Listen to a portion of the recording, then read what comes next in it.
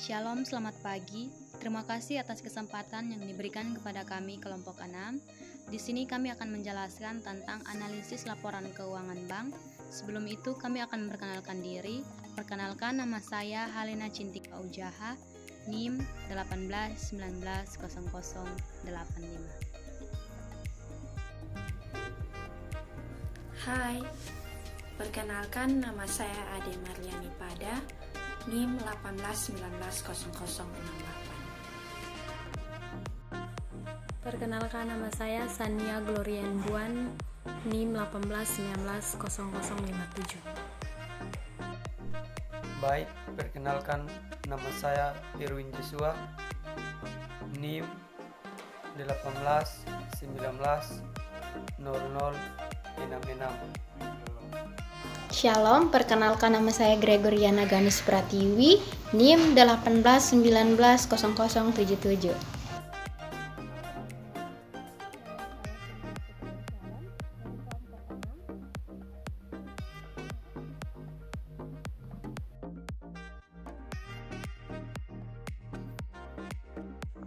Baik, sekarang kami akan membahas tentang analisis laporan keuangan bank.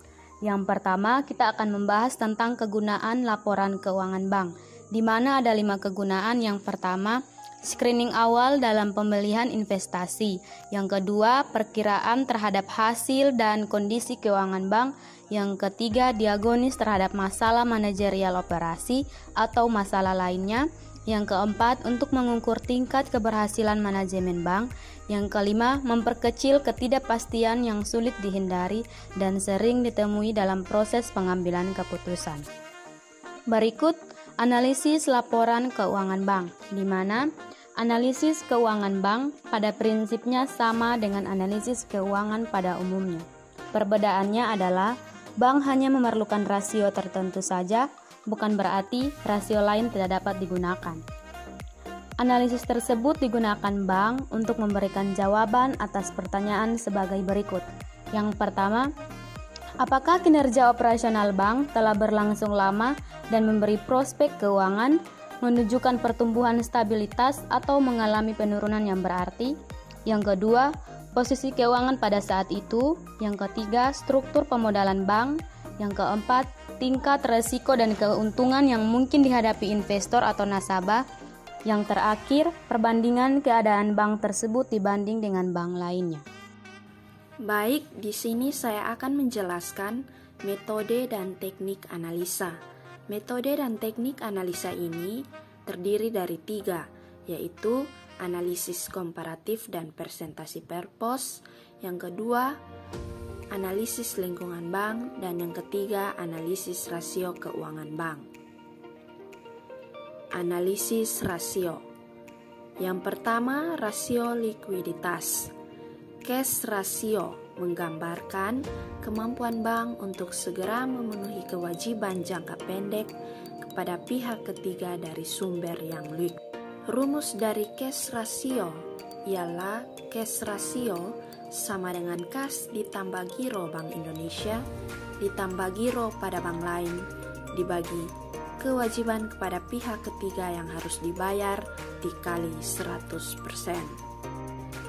Selanjutnya, tata cara pemeliharaan dan perlindungan GWM. Yang pertama, bank wajib memelihara GWM secara harian. Yang kedua, kewajiban pemeliharaan GWM dan pemenuhan presentasi GWM sebagaimana dimaksud dengan membandingkan jumlah saldo rekening giro bank pada Bank Indonesia setiap hari dalam satu masa laporan terhadap rata-rata harian jumlah DPK dalam satu masa laporan pada 2 masa laporan sebelumnya. Baik, saya akan menjelaskan tentang giro wajib minimum atau GWM. Informasi mengenai DPK diperoleh dari data DPK yang disampaikan bank kepada Bank Indonesia sesuai dengan ketentuan Bank Indonesia tentang laporan berkala bank umum. Yang berikut informasi mengenai saldo rekening giro bank pada Bank Indonesia diperoleh dari sistem accounting Bank Indonesia.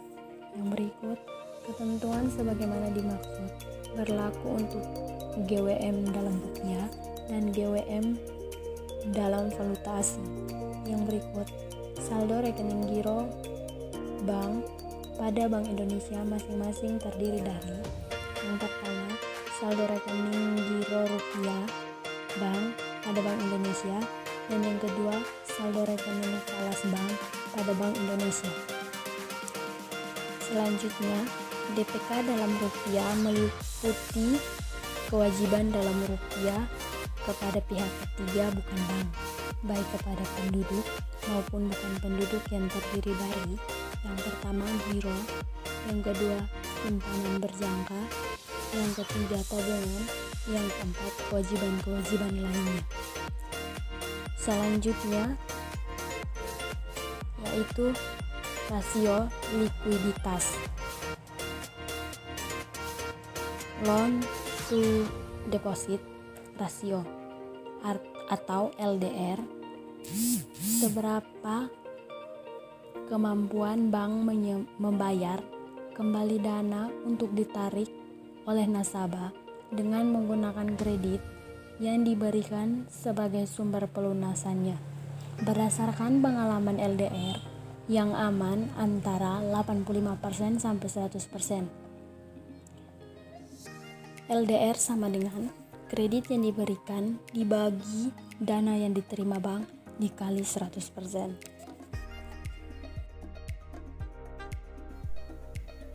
Baik, saya akan menjelaskan tentang loan to deposit ratio.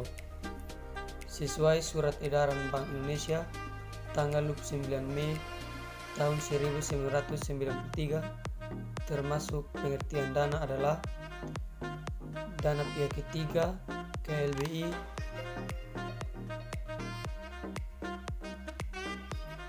pinjaman no bank dengan jangka waktu lebih dari 3 bulan, tidak termasuk pinjaman subordinat. Deposito dari pinjaman bank lain yang berjangka waktu lebih dari 3 bulan.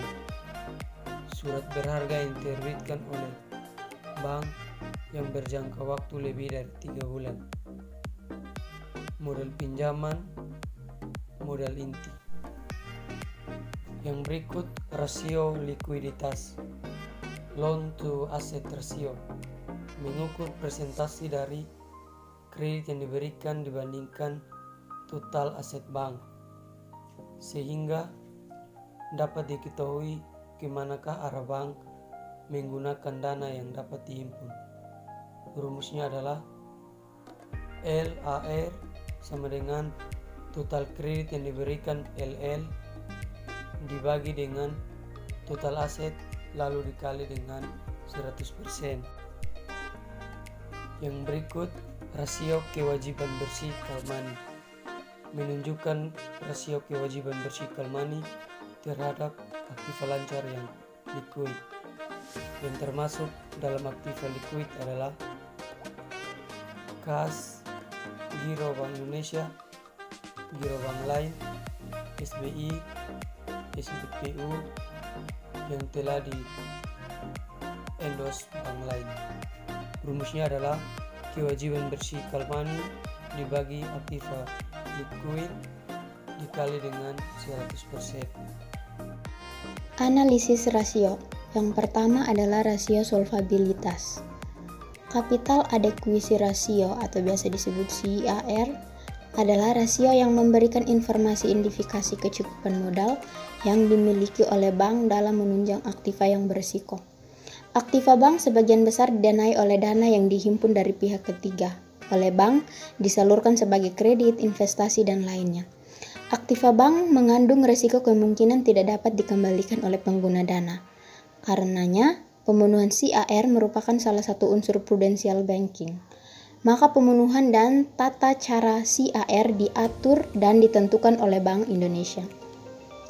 CAR sama dengan modal bank dibagi aktiva tertimbang menurut resiko dikali 100%. Bank Indonesia menentukan CAR minimal 8%. Yang kedua, debt to equity ratio atau biasa disebut DER, memberikan gambaran kemampuan bank memenuhi seluruh kewajibannya, jangka pendek maupun jangka panjang dari modal.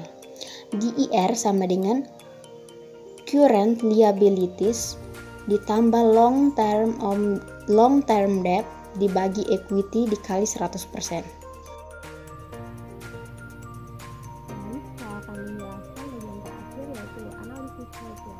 Ratio rentabilitas yang dibagi atas 4 yaitu ratio on asset atau ROA menggambarkan kemampuan manajemen memperoleh laba.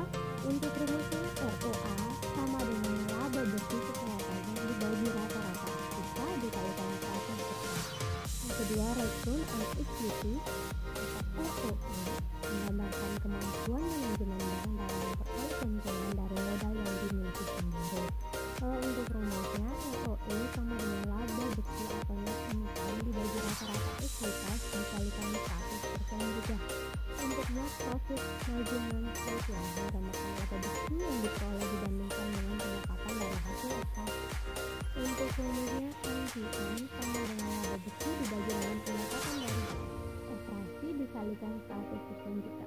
Dan yang terakhir yaitu biaya operasi versus pendapatan operasi. Tujuan untuk mengukur tingkat efisiensi manajemen